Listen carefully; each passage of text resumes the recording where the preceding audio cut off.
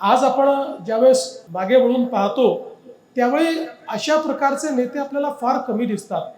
इतका दिलदारपणा एक प्रकारे मला असं वाटतं की दत्ताभाऊ कदाचित राजकीय विरोधक त्यांचे अनेक असू शकतात, पण वैयक्तिक दत्ताभाऊंचा विरोधक कधीच कोणी राहिला नाही.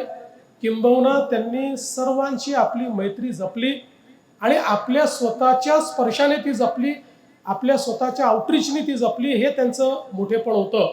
आणि म्हणूनच जसं नितीनजींनी सांगितलं की पवार साहेबांना ते खूप आपल्या जीवनामध्ये प्रमुख मानायचे. किंबहुना पवार साहेबांनी त्यांच्या संपूर्ण वाटचालीमध्ये एक मोलाचा वाटा त्या ठिकाणी ठेवला. पण त्याच वेळी तेवढंच त्यांचं प्रेम, त्यांची मैत्री ही नितीनजींसोबत होती. किंबहुना नितीनजी तर त्यांच्या परिवारातले घटक म्हणूनच त्या ठिकाणी त्यांची आणि मेघे साहेबांचे संबंध राहिले.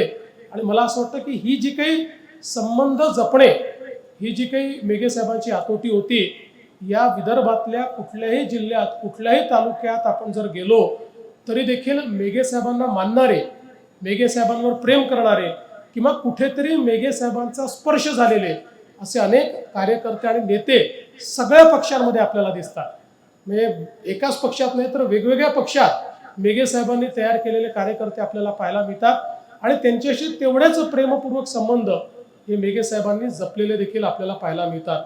आणि म्हणूनच खऱ्या अर्थानं आपण अनेक वेळा राजकारणामध्ये अनेक लोकांना लोकनेते असं म्हटलं जातं. त्यातले काही असतात, काही नसतातही. काही लोक स्वतःला लोकनेता हे बिरुद लावून देतात. पण या विदर्भामध्ये जर खऱ्या अर्थानं अलीकडच्या काळामध्ये लोकनेता म्हणून कोणाला संबोधायचं असं जर कोणी म्हटलं तर निश्चितपणे मेघे साहेबांना लोकनेता म्हणून संबोधता येईल. कारण ते पदावर असो किंवा नसो, लोकांच्या मनावर त्यांनी सातत्याने राज्य केलं. लोकांच्या मनात प्रेम आणि संवेदना ही सतत जिवंत ठेवण्याचं काम हे मेघे साहेबांनी केलं.